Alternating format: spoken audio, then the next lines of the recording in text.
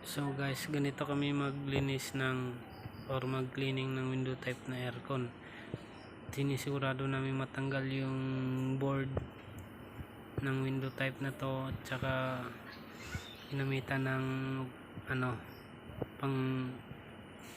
tsaka namin ginamitan ng pressure washer. Yan, baklas yan para talagang malinis. Matagal-tagal na rin kasi itong aircon na to guys. So ayan, niliguan, malinis yan. Kanina ang dumi-dumi niyan.